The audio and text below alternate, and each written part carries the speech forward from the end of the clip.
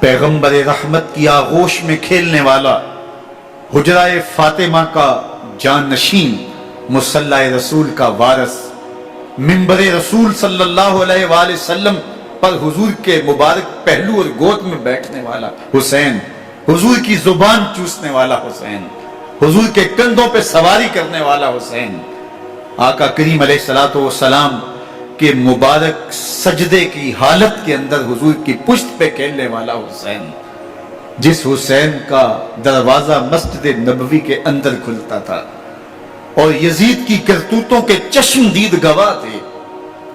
یزید جب تخت نشین ہوتا ہے تو اسے یہ فکر ہوتی ہے کہ امام حسین، عبداللہ بن زبیر، عبداللہ بن عمر، عبداللہ ابن عباس یہ میری بیعت کریں، اور وہ ولید بن عقبہ کو لکھتا ہے کہ ہر صورت میں ان کی بیعت لو، اور اگر بیعت نہ دیں تو سختی کرو۔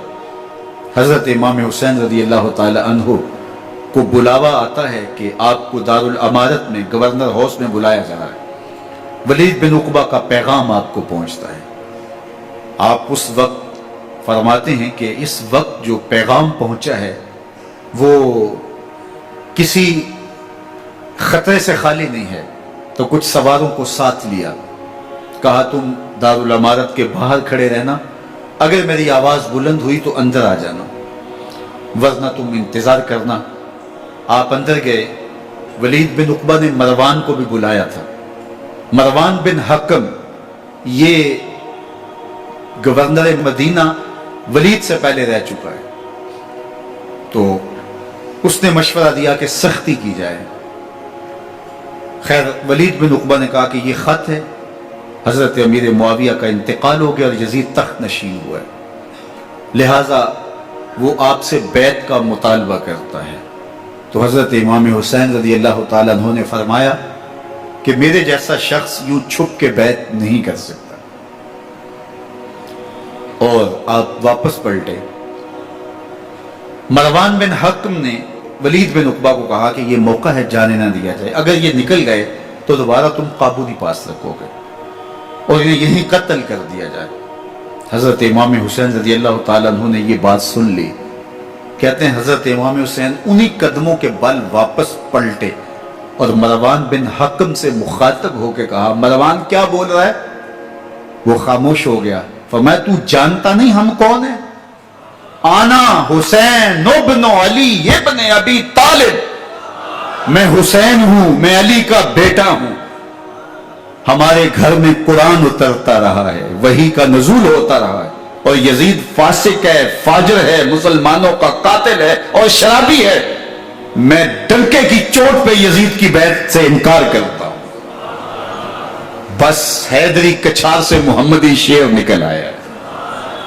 اب اوسان خطا ہو گئے، راستہ چھوڑ دیا، واپس آئے، سیدہ زینب سے ملے، کہا مدینے کو چھوڑنا پڑے گا۔ کہا بھیا کیا ہوا؟ کہا یزید بیعت لینے پہ مصر ہے اور میں کسی صورت بھی بیعت نہیں کروں گا، رسول اللہ کا مدینہ ہمارے خون سے لالازار بنے گا، میں نہیں چاہتا کہ حضور کے شہر نور کی حرمت پامال ہو۔ دوستو وہ کیسا منظر ہوگا جب حسین ابن علی نے آخری حاضری حضور کے روضے پہ دی ہو، حاجی یا معتمر 10 دن کے لیے، 8 دن کے لیے، 20 دن کے لیے مدینہ المنورہ عارضی سکونت اختیار کرتا ہے، اور حضور کے روضہ انور سے، اس شہر نور سے، ان گلیوں سے، ان بام و در سے ایسا مانوس ہو جاتا ہے کہ جب واپس پلٹ رہا ہوتا ہے ان دعاؤں کے ساتھ کہ دوبارہ آنا بھی نصیب ہو، اور اسے لگتا ہے کہ میں دوبارہ بھی بلایا جاؤں گا، لیکن اس کے باوجود شہر حبیب چھوڑنا قیامت سے کم نہیں ہوتا۔ اعظم چشتی مرحوم آخری بار جب حضور کے روضہ انور پہ گئے تو بیمار تھے، ویل چیئر پہ تھے۔ باب بقی سے باہر نکلے تو خادم سے کہا کہ میری ویل چیئر پیچھے سے کھینچو تاکہ میرا رخ روضہ انور کی طرف رہے۔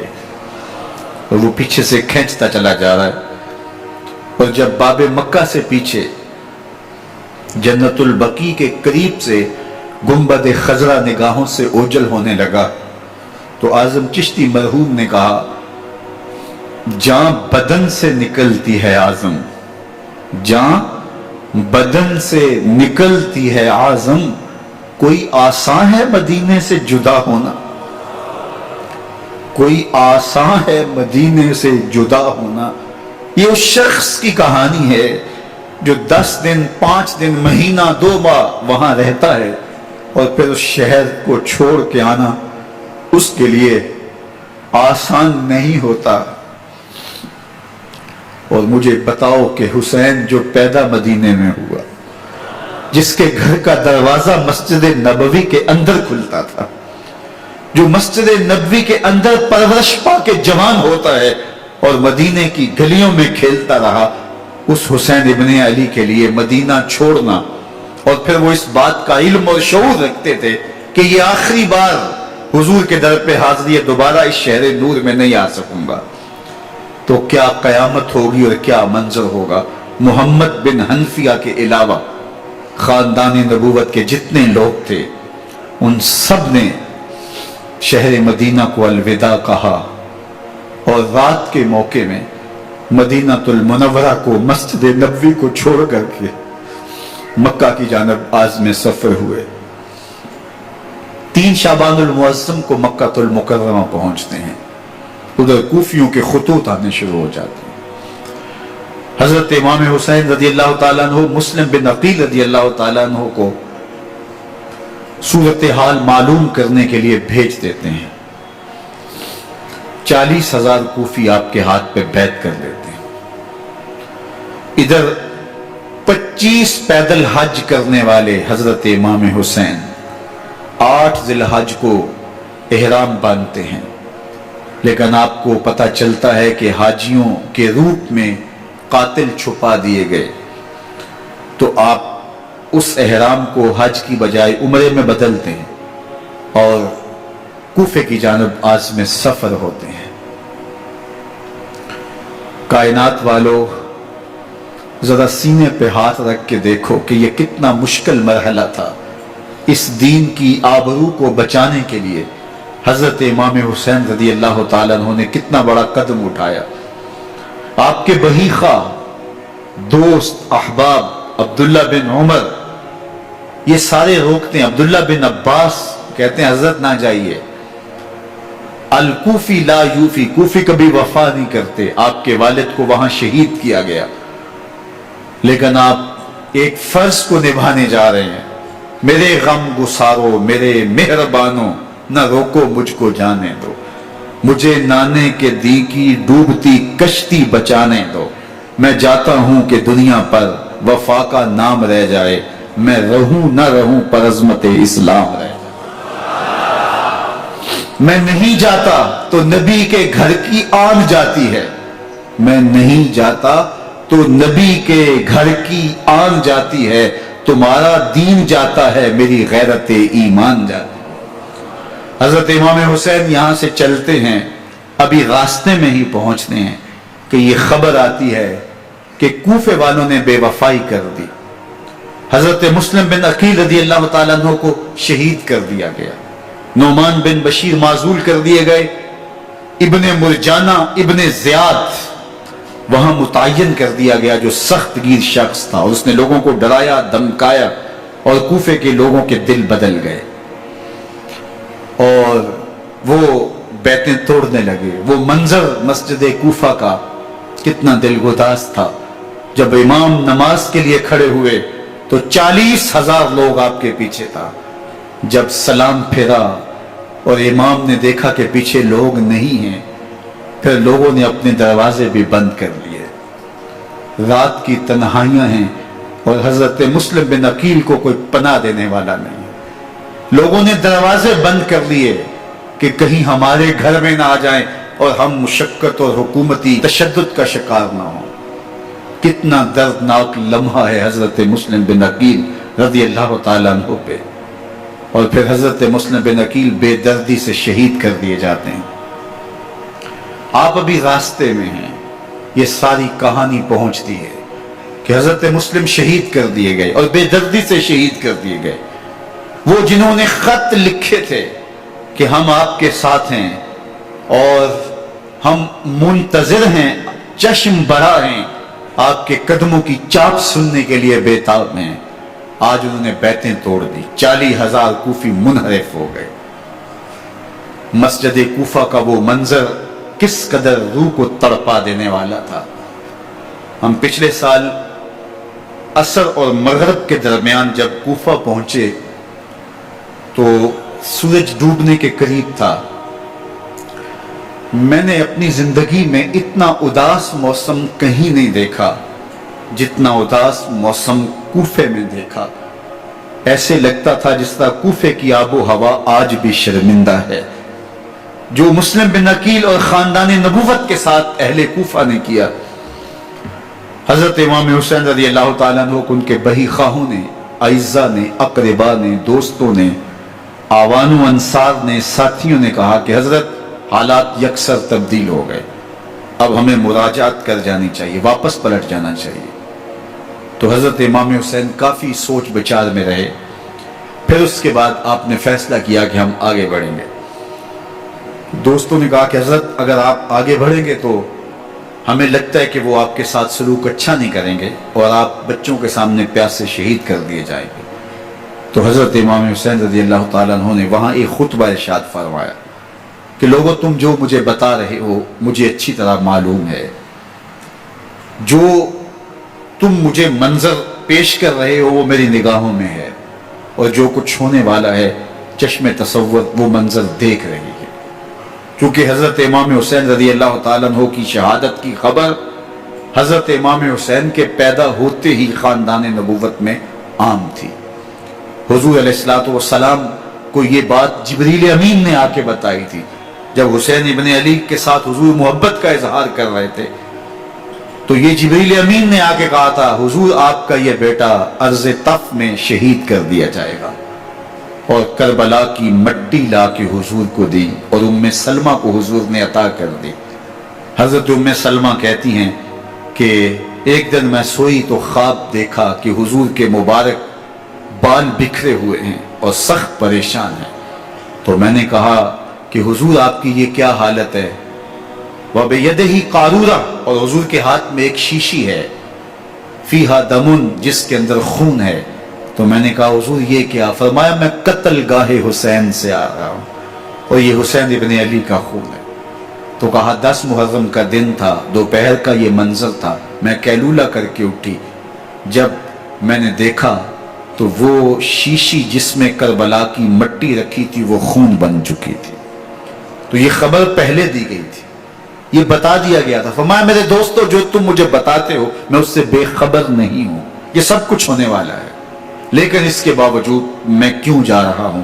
تو آپ کا ایک تاریخ ساز جملہ ہے جو کربلا کے فلسفے کو ہمارے سامنے رکھتا ہے کہ یہ اتنا بڑا امتحان کیوں دیا۔ حضرت امام حسین رضی اللہ تعالیٰ عنہ نے فرمایا وَلَكُمْ فِيَّ أُسْوَةٌ، میں اس لیے جا رہا ہوں قیامت تک ظلم، جبر اور ناانصافی کے خلاف کھڑے ہونے والوں کے لیے کوئی نمونہ تو ہو۔ میری زندگی قیامت تک ظلم، جبر اور استحصالی نظام کے خلاف کھڑے ہونے والوں کے لیے نمونہ ہے۔ تو حضرت امام حسین رضی اللہ تعالیٰ عنہ نے حق اور باطل کے درمیان ایک سرخ لکیر کھینچ دی اپنے خون سے۔ اب حق اور باطل کا امتیاز کرنا مشکل نہیں ہے، کوئی باطل پہ اڑا رہے تو الگ بات ہے، لیکن امتیاز کرنا مشکل نہیں ہے۔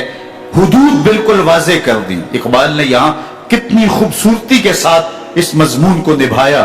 سرخ رو عشق غیور از خون او، شوخی ای مصرع از مضمون او، تا قیامت قطع استبداد کر، موج خون او چمن ایجاد کر۔ ایک جہاں آباد کر دیا اور حق اور باطل کی راہیں اجال دی۔ اب لوگوں کو یزید کا چہرہ پہچاننے میں دیر نہیں لگتی، وقت کے ہر یزید کا چہرہ آسانی سے پہچانا جا سکتا ہے۔ یہ معرفت زمانے کو کروائی کس نے؟ حسین ابن علی نے کروائی رضی اللہ تعالی عنہ۔ تو حضرت امام حسین نے فرمایا کہ جو میرے ساتھ ہونے والا ہے میں اچھی طرح جانتا ہوں، لیکن میں اس کے باوجود آگے بڑھوں گا۔ پھر بڑھے اور کربلا میں جا کے خیمہ زن ہو گئے۔ 7 محرم کو پانی بند کر دیا گیا۔ پانی بند ہوا تو کھانا بھی میسر نہیں تھا، لیکن ذکر پانی کا ہوتا ہے اس لیے کہ کھانے کے بغیر انسان کئی دن کاٹ لیتا ہے، لیکن پانی کے بغیر گزر نہیں ہوتی۔ تو فرات کی نہر سامنے اپنی موجوں کے ساتھ چمک رہی ہے، لیکن ایک قطرہ آب بھی آل رسول کو نہیں دیا جا رہا۔ کائنات کے اندر ایسے انوکھے امتحان بھی ہوتے ہیں۔ وارث ہوں ساقی کوثر کے، مالک ہوں حوض کوثر کے، اور بیٹے ہوں ساقی کوثر کے، اور آج ایک بوند پانی کی بھی میسر نہ ہو۔ صبر کا امتحان ہے، عزیمت کا امتحان ہے۔ حضرت امام حسین رضی اللہ تعالیٰ عنہ خیمہ زن ہو گئے۔ 3 دن تک پانی بند رہتا ہے۔ 9 محرم کو رات کی تنہائی میں حملہ آور ہونا چاہتے ہیں، لیکن آپ نے کہا کہ ہمیں اللہ کے حضور عبادت اور ذکر کے لیے وقت دیا جائے۔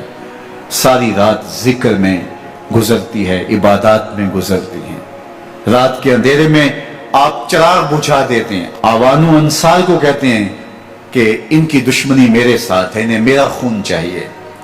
اگر تم رات کی تاریکی میں نکل جاؤ تو میں تم سے کوئی مواخذہ نہیں کروں گا، اور یہ بھی تمہارا پیچھا نہیں کریں گے، اس لیے کہ ان کا مطلوب تم نہیں ہو، ان کا مطلوب میں ہوں۔ جب چراغ جلایا تو کوئی بھی نہیں گیا۔ مسلم بن نوسجہ کھڑے ہو کے کہتے ہیں، حضرت اگر ہمارے بدن کو 70 بار کاٹا جائے اور جلایا جائے اور ہواؤں میں اڑا دیا جائے پھر بھی آپ کا ساتھ نہیں چھوڑیں گے۔ 70 سال کے بوڑھے ہیں حبیب بن مظاہر، کہتے ہیں حضرت آپ کو چھوڑ کے جائیں کہاں، آپ کو چھوڑ کے جائیں کہاں؟ کوئی ساتھ چھوڑنے کے لیے تیار نہیں ہے۔ پیاس ہے، سخت گرمی ہے، کربلا کا ماحول ہے۔ 72 افراد اور خاندان کی خواتین میدان کربلا میں خیمہ زن ہیں۔ دوسری طرف لشکر اعداء اشقیا 22,000 کی تعداد میں مقابلے میں، ایک روایت 30,000 کی ہے۔ ان صرف 72 پیاسے لوگوں کے لیے اتنے لوگوں کو جمع کرنے کا مقصد خوف زدہ کرنا تھا۔ شرط ہے کہ یزید کی بیعت کر لیں، محاصرے توڑ دیں گے، پانی دستیاب ہوگا، اعزاز و اکرام سے نوازا جائے گا، خزانوں کے منہ کھول دیے جائیں گے۔ لیکن حسین ابن علی کہتے تھے سب کچھ لٹ جائے گا، باطل کے ہاتھ پہ ہاتھ نہیں رکھوں گا۔ اللہ اکبر۔ اب صبح طلوع ہوتی ہے، عاشور کا دن چڑھتا ہے، سورج اپنی پوری تمازت کے ساتھ گرمی برسا رہا ہے۔ آج خاندان نبوت کا امتحان زمانے نے دیکھنا ہے۔ رسول اللہ کا لعاب چوسنے والا اس کے صبر کا آج امتحان ہے۔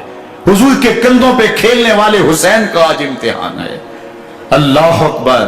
حسین ابن علی تمام حجت کرتے ہیں، میں نے تمہارا کچھ نہیں بگاڑا، میں نے کسی کا خون نہیں کیا، میں نے کوئی زیادتی نہیں کی، تم کیوں میرے قتل کے در پہ ہو؟ تم جانتے نہیں میں کون ہوں؟ میں تمہارے نبی کا نواسا ہوں، رسول اللہ صلی اللہ علیہ وآلہ وسلم کے کندھوں پہ کھیلتا رہا ہوں، حضور کا لعاب چوستا رہا ہوں، اور میں بوسہ گاہے رسول صلی اللہ علیہ وآلہ وسلم ہوں۔ لیکن اشقیاء کے دل پر کوئی چیز اثر انداز نہیں ہوتی۔ ایک ہور ہے، اللہ اس کے دل میں نرمی ڈالتا ہے۔ پہلے تو امام حسین کو گھیر کے لے کر کے آتا ہے، لیکن بعد میں وہ قافلہ یزید سے قافلہ حسین کی طرف آ جاتا ہے۔ امام حسین فرماتے تو دنیا میں بھی ہو رہے، آخرت میں بھی ہو رہے، آزادی مل جاتی ہے۔ باقی 22,000 کا لشکر جرار امام حسین کے قتل کے طرف آئے۔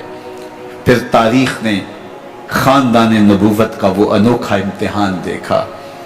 حضرت امام حسین کے بچے بالخصوص خواتین پیاس کی شدت میں حلق خشک ہے۔ حضرت سکینہ تڑپ کے اپنے باپ سے کہتی ہیں کہ مجھے 6 ماہ کے لیے اصغر کی پیاس نہیں دیکھی جا رہی۔ بچے کو ہاتھوں پہ اٹھاتے ہیں اور نہر فرات کے کنارے پہنچ کے فرماتے ہیں اشقیاء سے مخاطب ہو کے، تمہارا معاملہ میرے ساتھ ہے، اس 6 ماہ کے بچے نے تمہارا کچھ نہیں بگاڑا، اور چلو بھر کے اس کا حلق سیراب کرنا چاہتے ہیں۔ ایک دوشا تیر آتا ہے جو حضرت علی اصغر کے گلے کو چیر دیتا ہے۔ راوی لکھتے ہیں کہ وہ عام تیر نہیں تھا، جانوروں کو شکار کرنے کے لیے جو بڑے تیر ہوتے ہیں وہ دوشا تیر تھا۔ وہ گردن کو کاٹ دیتا ہے، خون بہنے لگتا ہے، گردن لٹک جاتی.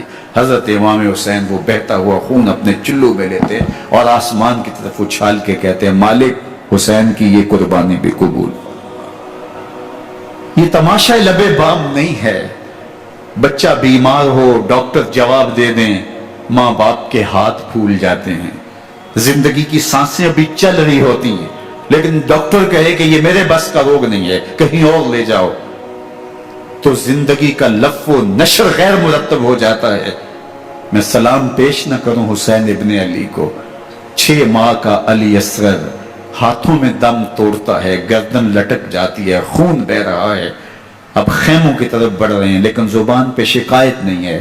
کہتے ہیں مالک حسین کی یہ قربانی قبول کر لے.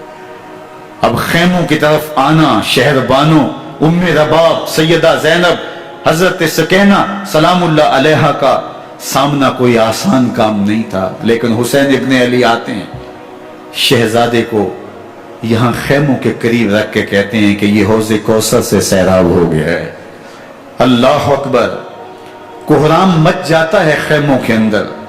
کیا منظر ہوگا اور ان کو کن الفاظ کے پیرائے میں ڈھال کر کے ان کیفیات کو بیان کیا جا سکتا ہے جو اہل بیت کے خیموں کے اندر علی اصغر کی شہادت کے بعد کا منظر رقم ہو رہا ہوگا. اللہ اکبر. ادھر اشکیا آوازیں دے رہے ہیں، مبارزت کے لیے پکار رہے ہیں. زمانے نے پھر وہ منظر بھی دیکھا کہ جوان بیٹے کو 18 سال کی کمائی حضرت امام حسین میدان عمل میں بھیج رہے ہیں. وہ علی اکبر جو حسین کا نور نظر ہے، آنکھوں کا قرار ہے، دل کی تسکین ہے. اور پھر حضرت علی اکبر جب گھوڑے کی زین سے فرش زمین پہ گرتے ہیں تو باپ کو آواز دیتے ہیں اور حضرت امام حسین جو ہے وہ آگے جا کے بیٹے کی لاش اٹھاتے ہیں. اللہ اکبر. 18 سال کے بیٹے کی لاش کو کندھوں پہ اٹھا کے خیموں تک لاتے ہیں اور ہاتھ پھیلا کے کہتے ہیں مالک حسین کی یہ قربانی بھی قبول. کبھی قاسم بن حسن کی لاش اٹھا کے لاتے ہیں، کبھی اون و محمد کی لاشیں اٹھا کے لاتے ہیں، بتیجوں کی، بھانجوں کی، بھائی عباس کے کٹے ہوئے بازو اور زخموں سے چھدا ہوا لاشا. کیا کیا قیامتیں تھیں جو اس کربلا کے ایک میدان کے اندر نہیں توڑی گئیں. حضرت امام حسین پر دکھ پہ دکھ، تکلیفوں پہ تکلیفیں. اب 71 لاشیں اٹھا کے خیموں تک پہنچا چکے اور ادھر مبارزت کی دعوت دی جا رہی. آؤ میدان عمل میں آؤ، اب دیر کیوں کر رہے ہو. رسول اللہ کا حرم، رسول اللہ کی شہزادیاں جو نازوں میں پلی تھی، وہ کلیاں جو شبنم کا بوجھ بھی گوارا نہیں کر سکتی تھی، آج مصیبتوں کے پہاڑ ٹوٹ گئے. حضرت امام حسین کبھی شہربانوں کو، کبھی ام رباب کو دلاسا دیتے ہیں، کبھی حضرت زینب کو کہتے ہیں. حضرت زینب کربلا کے اس میدان کے اندر بڑے حوصلے کے ساتھ اپنے بھائی کے ساتھ کھڑی رہی، اپنے 2 بیٹے راہ خدا میں پیش کیے، ان کی لاشیں وصول کی. لیکن زینب جس جرأت کے ساتھ، جس پامردی کے ساتھ اس سارے منظر کو حوصلے کے ساتھ سہتی رہی، وہ یقیناً حوصلہ سیدہ زینب سلام اللہ علیہا کا ہی ہے. لیکن یہ وہ منظر تھا کہ زینب کا دل بھی ڈول گیا جب حسین ابن علی گھوڑے پہ بیٹھنے لگے. ان کو گھوڑے میں بٹھانے والا کوئی نہیں تھا اور جو بھی سوار جاتا پھر واپس اس کی لاش ہی آتی اور حسین ابن علی لے کے آتے. آج حسین ابن علی جا رہے ہیں، زندگی کا سارا سرمایہ لٹ رہا ہے. حضرت زینب سلام اللہ علیہا سنبھل نہیں رہی. حضرت امام رضی اللہ تعالیٰ عنہ اٹھے اور آپ نے حضرت زینب کو صبر کی تلقین کی اور کہا کہ صبر ہی بہترین ذریعہ ہے اور اللہ کی قربت کا ایک بہترین سبب ہے. اور ان کو صبر کی تلقین کرتے ہوئے فرمایا کہ میرے بعد تم نے اس ذمہ داری کو سنبھالنا ہے اور ان مخدرات اسلام کی، ان شہزادیوں کے پردے کی تم نے حفاظت کرنی ہے. اور پھر گھوڑے کی زین کس کے امام حسین لشکر اشکیا کی طرف بڑھتے ہیں. اب خیموں سے سسکیوں کی آواز آ رہی ہے. ان کا سردار، ان کا تاجدار آج سب کو چھوڑ کے کربلا کے میدان کی طرف بڑھ رہا ہے. جرم کیا کیا، قصور کیا کیا، اس اس نے کیا زیادتی کی کہ آج نیزوں اور انیوں کے مقابلے میں 22,000 کا لشکر حضرت امام حسین پہ ٹوٹ پڑتا ہے.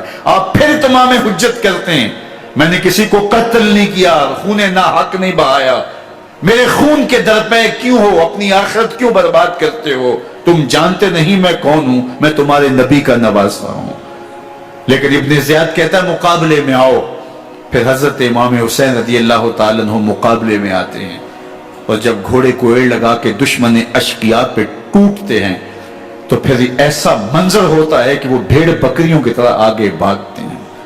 71 زخم کلیجے پہ لیے شجاعت کا یہ پیکر جب میدان میں آتا ہے، آواز آتی یہ کون ذی وقار ہے، بلا کا شاہ سوار ہے، لباس ہے پھٹا ہوا غبار سے اٹا ہوا، تمام جسم نازنی چدا ہوا کٹا ہوا، یہ نبی کا نور عین ہے، یہ بال یقین یہ حسین ابن علی رضی اللہ تعالیٰ عنہ.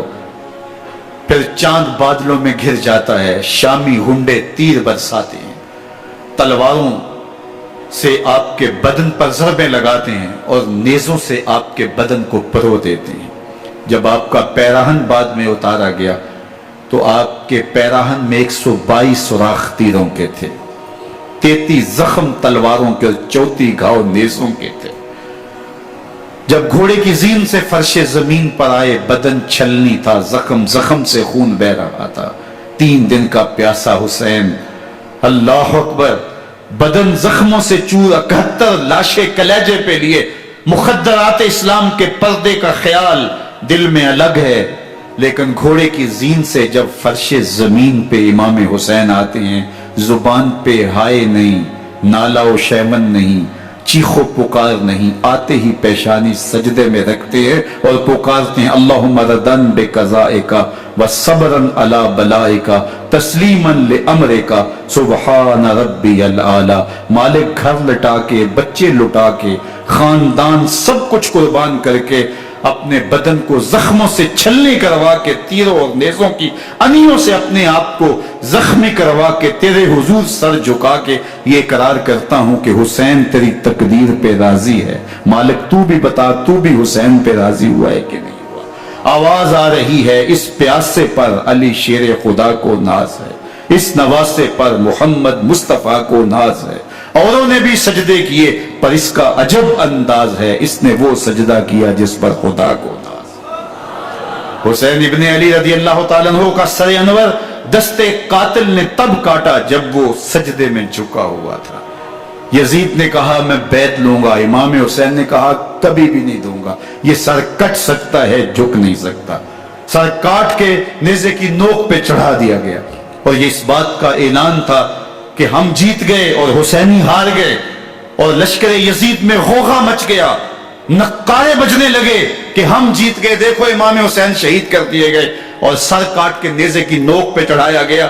لیکن لشکر یزید سے ہی آواز آئی یہ کیسا سر ہے جو کٹ کے بھی سر بلندی ہے، کٹ گیا ہے پھر بھی اونچا ہے. اللہ اکبر، یہ سر سجدے میں کٹا ہے، رب کے حضور عبادت کی حالت میں کٹا ہے. حسین آج بھی سجدے میں ہے. اللہ اکبر، حسین آج بھی سجدے میں ہے، بلکہ کٹے ہوئے سر کا رخ زمین کی جانب تھا اور کٹی گردن آسمان کی طرف، یوں نیزے پہ پرویا گیا. اللہ اکبر، ایک شاعر نے نقشہ کھینچا، باں کے سر نیزے پہ اور سوئے زمین ہے روح، یعنی سجدہ ثانی کی ہے آرزو. رکعت کے 2 سجدے ہوتے ہیں، ابھی ایک سجدہ ہوا تھا کہ دستے قاتل نے سر کاٹ دیا. کہا حسین کی پیشانی میں دوسرے سجدے کی تمنا مچل رہی. یہ تھا حسین ابن علی کا سجدہ. ساری زندگی رب کے حضور سجدہ قضا نہیں ہونے دیا. آج پانی نہیں ہے، اللہ اکبر، آج تیمم کر لیتے ہیں. آج اپنے خون کو اوڑھ کر کے حسین نے اپنی پیشانی اپنے مالک کے حضور جھکا کر کے عظیمت کی وہ انوکھی داستان رقم کر دی کہ صدیاں گزرنے کے باوجود بھی ان کی یادوں کے چراغ روشن ہیں. جب حضرت امام حسین اور دوسرے آیان و انصار کو شہید کر دیا گیا تو ان کے سر نیزوں کی نوک پہ چڑھا دیے گئے. حضرت امام حسین کا کٹا ہوا سر اور باقی 71 افراد کے کٹے ہوئے سر نیزوں کی نوک پہ. اور 10 سواروں کو ابن سعد نے کہا کہ ان کو رون دو، اور گھوڑوں کی ٹاپوں تلے حضرت امام حسین رضی اللہ تعالیٰ عنہ اور ان کے آوان و انصار کو جو ہے وہ روندا گیا، حتیٰ کہ ان کی استخوان مبارک، ان کی ہڈیاں بھی چور چور ہو گئی۔ روننے سے قبل ان کا لباس اتار لیا، ان کے کپڑے اتار لیے گئے۔ اللہ اکبر، کیسی دردناک گھڑیاں تھیں۔ یزید کا صرف یہی بد کرداری کا مرحلہ نہیں تھا، اس کربلا کے صحرا کے اندر یزید نے جس طرح امام حسین رضی اللہ تعالیٰ عنہ کو شہید کیا اور حضرت امام حسین کے خاندان کو شہید کیا، جب مدینہ المنورہ پر یزید نے مسلم بن عقبہ کو مقرر کیا، جس کو بزرگوں نے مصرف بن عقبہ کہا ہے، تو اس کو کہا 3 دن تک مدینے کا حرم تمہارے لیے حلال ہوگا، جو چاہو تم کرنا، اور شامی فوجوں کو اجازت ہوگی۔ تو وہاں بھی انہوں نے 10,000 تابعین اور 700 صحابہ کو شہید کیا۔ حضرت ابو سعید خدری رضی اللہ تعالیٰ عنہ گھر سے باہر نکلے، کافی بوڑھے ہو چکے تھے، تو انہوں نے حضرت ابو سعید خدری کو پکڑ لیا، کہا تم کون ہو؟ کہا مجھے ابو سعید خدری کہتے ہیں۔ تو کہا ہاں تمہارا نام سنا ہے، اور داڑھی سے پکڑ کے کھینچا اور کہا کہ ہے تمہارے پاس جو ہمیں دو؟ تو کہا کہ میرے پاس تو کچھ بھی نہیں، میں تو فقیر آدمی ہوں۔ تو ان کے گھر ان کو لے گئے، تو 2 کبوتر رکھے تھے حضرت ابو سعید خدری نے، تو وہ کبوتر لوٹ کے لے گئے۔ اللہ اکبر۔ حضرت ابن سنان رضی اللہ تعالیٰ عنہ کو، جو حضور کے علم بردار تھے فتح مکہ کے دن، ان کو ستو پہلے پلائے اور پھر ان کی گردن کاٹی گئی، اور کہا یہ ہے وہ ستو جو تم زندگی میں آخری بار پیو گے۔ ایک گھر میں داخل ہوئی شامی فوج، تو ایک خاتون کے ابھی بچہ پیدا ہوا تھا، اور قابلہ نے، دائیا نے، وہ بچہ ماں کی چھاتی پہ لٹایا، اور وہ ماں کا پہلا دودھ پی رہا تھا۔ تو یہ جا کے کہنے لگے نکالو تمہارے پاس جو کچھ ہے۔ تو اس خاتون نے کہا تم جانتے ہو یہ بچہ کون ہے؟ انہوں نے کہا ہم نہیں جانتے۔ کہا یہ حضرت ابن ابی کبشہ انماری رضی اللہ تعالیٰ عنہ کا بچہ ہے، اور یہ وہ صحابی ہیں کہ جو بیت الشجرہ کے موقع پہ حضور کے ہاتھ پہ بیعت کرتے ہیں۔ انہوں نے اس چیز کا لحاظ نہ کیا کہ جو کچھ ہے وہ ہمیں دو، ورنہ تیرے بچے کے نہیں چھوڑیں گے۔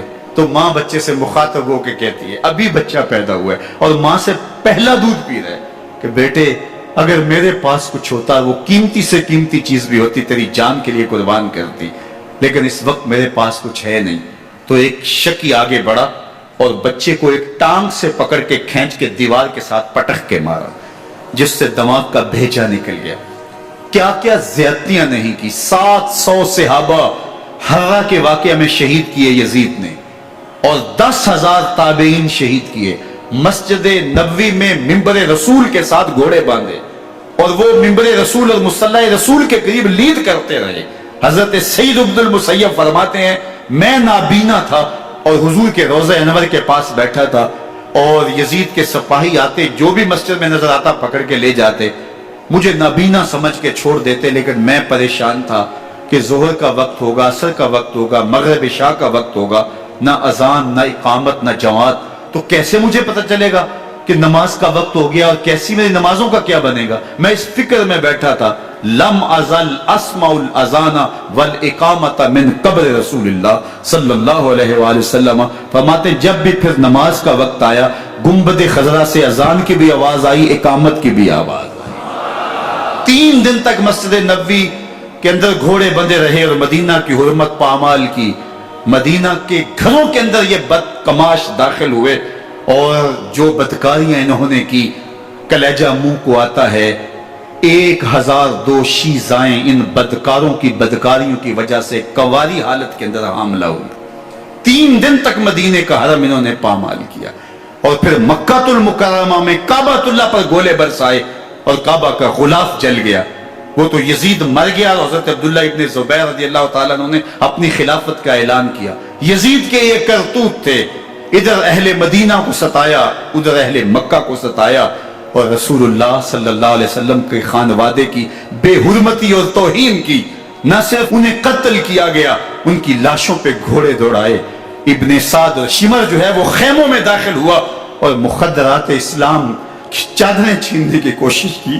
حضرت زینب سلام اللہ علیہ نے مخاطب ہو کے کہا ہمارے چہرے کے رکھوالے چلے گئے ہیں، ظالم تو خیال نہیں کرتا ہم رسول اللہ کی بیٹیاں ہیں۔ حضرت شہربانو، حضرت زین العابدین اور حضرت زینب سلام اللہ علیہ، ان تینوں کے ایک اونٹ پہ باندھا گیا، اور باقی اونٹوں پہ باقی سادات کو، حضور کی شہزادیوں کو باندھا گیا، رسیوں میں جکڑا گیا، اور اونٹوں پہ باندھ کر کے کوفے کی جانب آگے آگے شہیدوں کے سر چل رہے ہیں، اور پیچھے یہ قافلہ چل رہا ہے۔ اور جب یہ قافلہ وہاں سے گزرا جہاں لاشیں پڑی تھی، امام زین العابدین 14 سال کے تھے اور بیمار تھے، اور ان کا حوصلہ نہ ہوا، وہاں غشی ان کے اوپر آنے لگی، اور وہ منظر ابن کثیر نے، باقی لوگوں سب نے لکھا ہے کہ پھر جب ان کی یہ حالت ہوئی تو پھر سیدہ زینب سلام اللہ علیہ، جنہوں نے ابھی تک بڑے حوصلے کے ساتھ ساری مشکلات کا مقابلہ کیا تھا، اب ان کے بندن ٹوٹ گئے اور آنکھوں سے آنسو بہنے لگے، اور سیدہ زینب تھے امام حسین رضی اللہ تعالیٰ عنہ کی لاش پہ کھڑے ہو کے، اور وہ روندی ہوئی لاش، ٹوٹی ہوئی ہڈیاں، اور وہ بڑا بدن، کٹا ہوا سر نیزے کی نوک پہ، اور لاش یہ پڑی ہے، تو حضرت سیدہ زینب نے مدینے کی طرف منہ کر کے جو ہے وہ حضور سے فریاد کی، یا محمد آہو، یا محمد آہو، ھذا حسین بالآراء مزمل بالدماء، یا محمد آہو بناتوں کا سبایا، یا رسول اللہ، اے پیارے آقا، یا جد آہو، اے ہمارے نانا محترم، یہ دیکھیے آپ کا حسین پڑا ہوا ہے، بدن سے کپڑے اتار لیے گئے، خاک ہوائیں اڑا رہی ہیں، اور اس کے اوپر چادر جو ہے وہ مٹی کی پڑ گئی ہے، حضور آپ کی اولاد کاٹ دی گئی، اور پھر کہا بناتوں کا سبایا، حضور دیکھیے آپ کی بیٹیوں کے ہاتھ باندھ دیے گئے ہیں، اونٹوں پہ کس دیا گیا ہے، سرے شہیدہ آگے آگے چل رہے ہیں، اور حضرت سیدنا امام حسین کا آگے آگے سر ہے۔ راستے کے اندر ایک جگہ آئی، رات گزری اور ان کو اتارا گیا، رات کا موقع تھا، ایک خاتون آئی اور اس نے کوئی کھانا پیش کیا ان کو، اور کہا کہ میں کسی زمانے میں حضرت سیدہ فاطمہ تو زہرا کی نوکری کیا کرتی تھی، ان کی لونڈی تھی، ان کی کنیز تھی، اور آج مجھے پتا چلا کہ آپ لوگ گزر رہے ہیں، تو میں نے کہا کہ میں اپنی مخدومہ کے خاندان کی خدمت کروں۔ اور پھر اس نے کہا کہ اس وقت سیدہ کی گود میں ایک 6-7 ماہ کی بچی تھی جس کو زینب کہا کرتے تھے، تو سیدہ زینب نے کہا کہ اماں اگر پہچانتی ہو تو وہ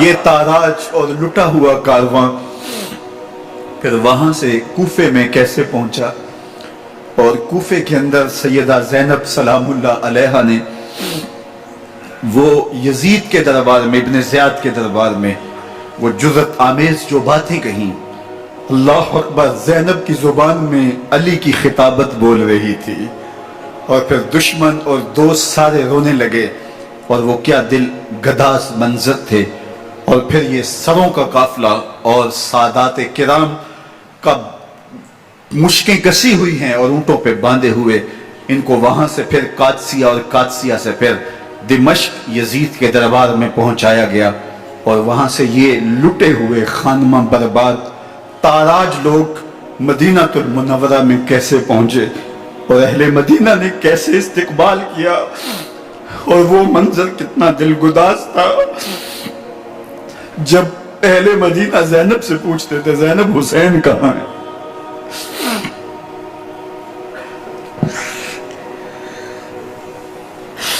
بے مروت بے وفا تیرا بھی کیا افسانہ ہے، جس نے اپنی ہی شمع کو گل کیا تو وہ پروانہ ہے، اپنے پیغمبر کے شہزادوں کو اور اپنے پیغمبر کی شہزادیوں کو جو دکھ اس امت نے دیے، یہ کائنات کی ایک انوکھی داستان ہے۔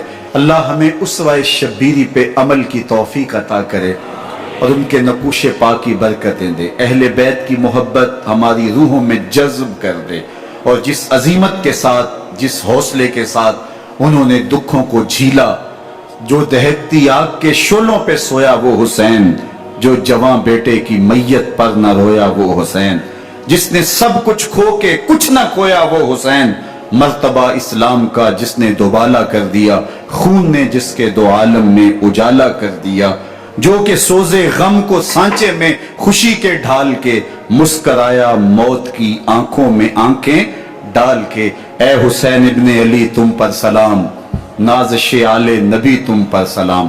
ذرا میرے ساتھ یہ پڑھ لیجئے، اے حسین ابن علی تم پر سلام،